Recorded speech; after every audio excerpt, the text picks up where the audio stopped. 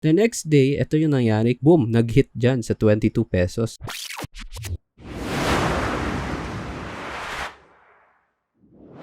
Hello, I am Geyzson Kristoffer, the founder of AD, and in this video, I will be talking about trade dissections of my best and worst trades in the Millionaire's Cup. Trade dissections. Unang trade ko na ipapakita sa inyo is my Davin trade. So, actually, alam nyo namang lahat kung ano nangyari kay Davin. From a high of 10.34, bumagsak siya. And nag-halt around 650 area. After ng halt, projected open, ceiling 50% of the previous closing. Alam nyo ano nangyari after the halt? Boom! Binagsakan. Gap up, selling. Wala man ng upper wick. First day selling, second day selling. So ako, doon pa lang sa mga 4 pesos, nag-aabang na ako. Kasi sabi ko, uy, ang taas na ng drop nito ah. Pag 4 pesos, possible bounce level. So, I traded this stock. Punta tayo sa 3-minute chart.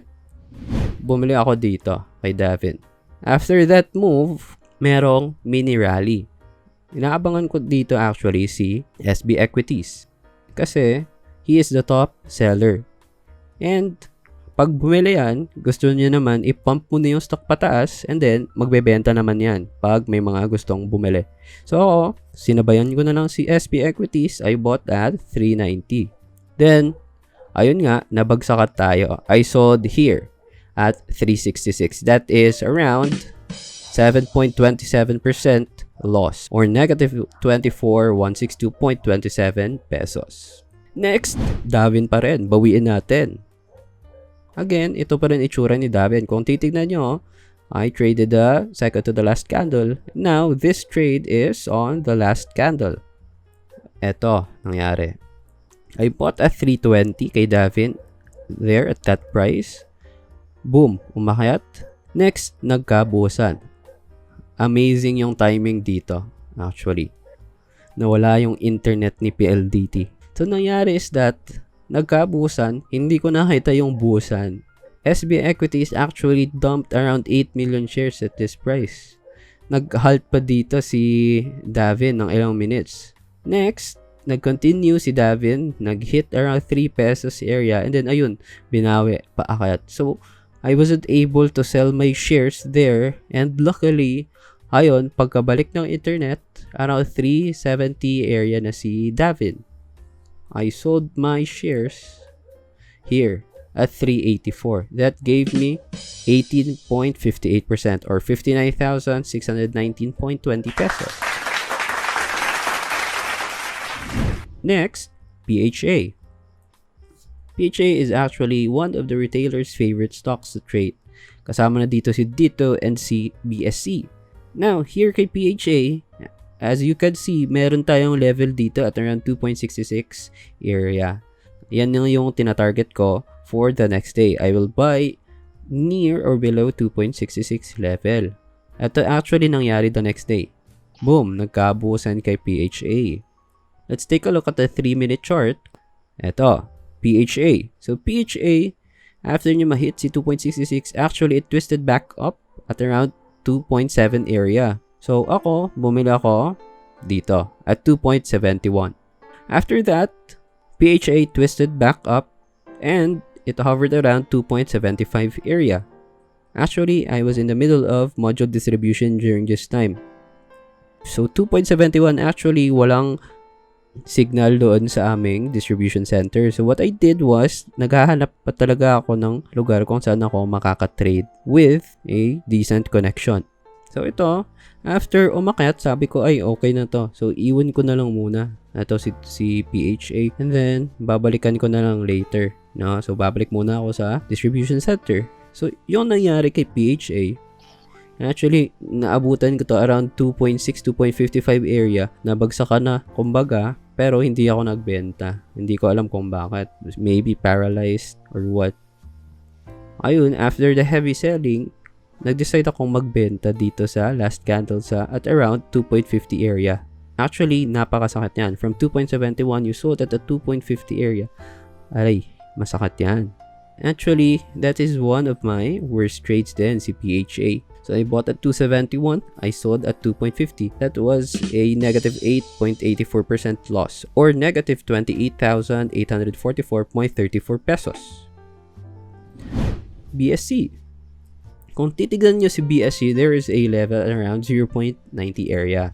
Pag nag-hit sa 0.90, sasalo tayo dyan, and then we will sell at around 1.10 or 1.20 area. The next day, ito yung nangyari sa BSC. Yun, meron tayong green candle. Actually, that is a super long wick from 0.80 to 1.05 area. So, ayun.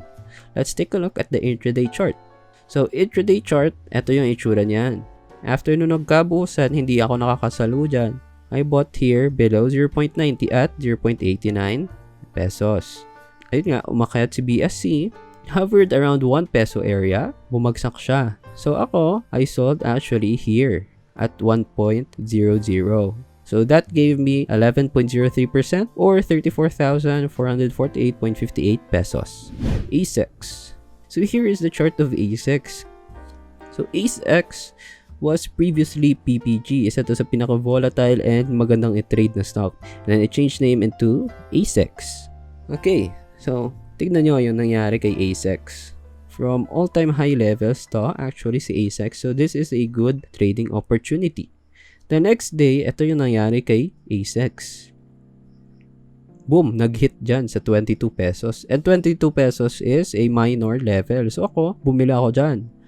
The same day, after kong bumili dito sa 22 pesos, pinasag si 23.50 and nag-close actually at around 25 pesos. And ayun nga, super happy tayo kasi naka-gain tayo dyan. Alam nyo kung ano nangyari the next day. Nag-gap down si ASEX. And luckily, early in the morning, ayun nga, umakat pa siya. And then, ayun, binagsakan ulit. Hindi tayo nakabenta dyan. Ano nangyari dyan? Kung makikita nyo kay ASEX, naging ganyan pa yung itsura niya and pumula pa siya. And actually, nagkabusan pa kay ASEX before it closed above the previous all-time high level.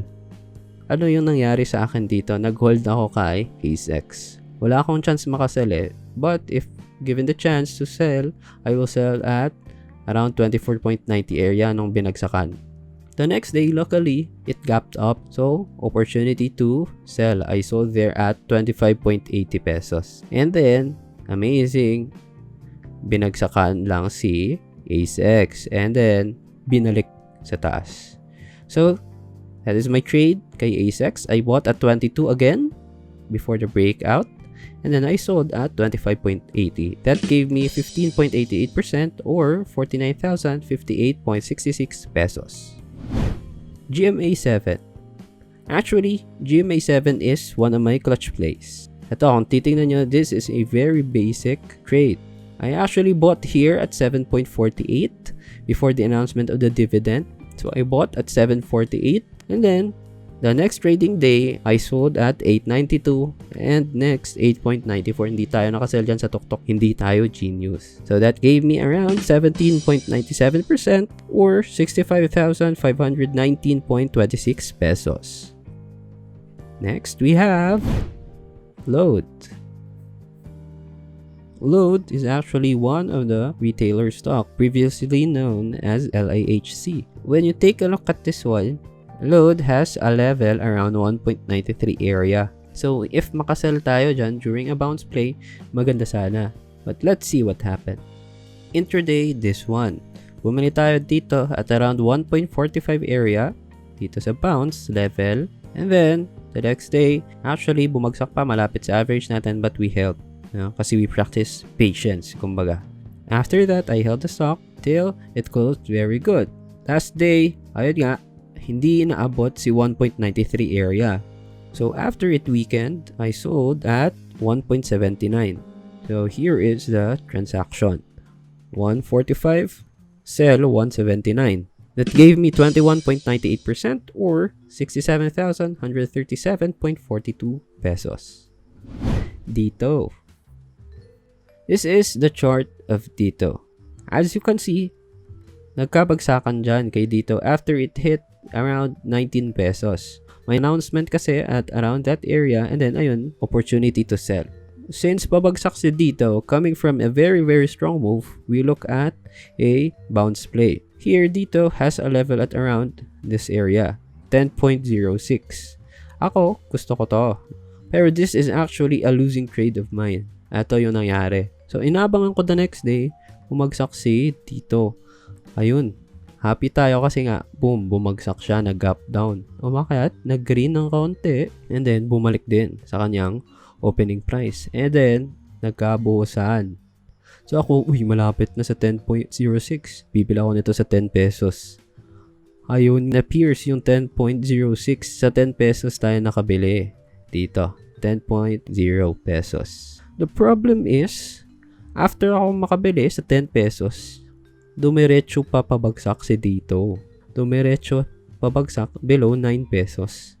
Nag-bounce ng kaunti, end of day, at 9 pesos, doon na ako nagbenta dito sa 9 pesos. So, I bought at 10 pesos, I sold at 9 pesos. That's negative 11.07% or 35k loss. Eto, pakita ko sa inyo ang next trade ko kay dito. So now, kung makikita nyo dito, kay dito, diba sabi ko, nabasag tong 10.06 and it closed 9 pesos. Now, what we do here is, we look at the higher time frame. Maghahanap tayo ng level kung saan pa to pwedeng bumagsak. So, tignan natin si higher time frame. Kung titignan natin dito, si dito, meron tayong level here. That is 2018 highs. Ayun, at around that area. And actually, na-hit yan yung level na yan kung titignan nyo dito. Now, the next day, sabi ko, pag umakyat to si dito, mag-gap up ng malakas, I will buy dito. Pero, tignan nyo yung ano nangyari the next day. It gapped down and it recovered. So, tignan natin si intraday chart ni dito. After it gapped down, I bought at 850 mismo sa opening price niya. Pero hinintay ko muna yung lower wick before akong bumili. So actually, I bought dito sa competition at around 850 and then bumili ako sa AAA, bumili ako sa 2 Trade Asia at around 870 area na. So bili muna sa competition and buy sa AAA and sa 2 Trade Asia. So ayun, kung titignan nyo dyan, bumalik pa si dito at around 880 level, malapit sa 870 area na average ko sa dalawang brokers. But it's okay because my bias here is a major bounce. And then yun nga, umakat na si dito. Actually, nagpila na ako dyan at 11 pesos pero hindi na hit. No? Habang paakat si dito.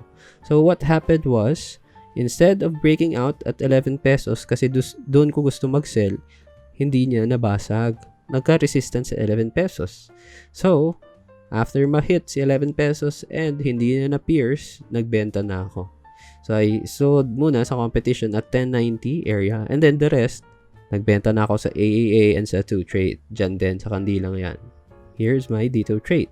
I bought at 850 and then I sold at 1090. That was 26.71% or 86,540.06 pesos. And that is my dito trade. Now, here are my trading tips for you. Number 1, chillax lang, don't rush. Huwag magmadaling mag 2 times, 3 times agad ang equity mo. Most of the time, pag nagmamadali tayo, we take trades we aren't supposed to. Yeah, chillax. Take your time, follow the right process, and trust it with all your heart. 2, be inside a trading community. Ako, when I was starting out, I was a lone wolf. Sobrang hirap mag-trade since you don't have someone to ask or someone to share your ideas, frustrations, success, and everything. Kasi nga, it's not like your coworkers are into trading din, diba?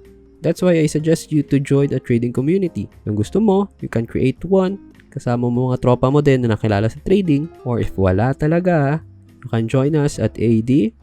Just make sure though that you are committed. Number 3, do not be afraid to make mistakes.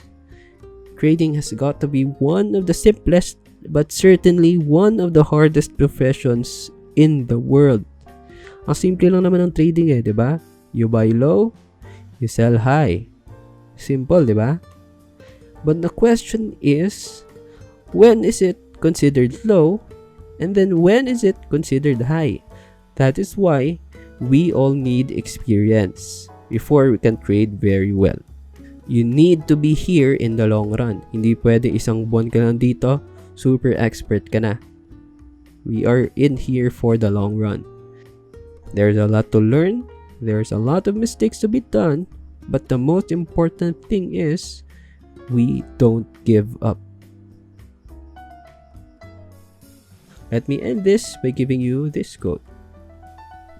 A ship is safe in harbor, but that is not what the ship was built for.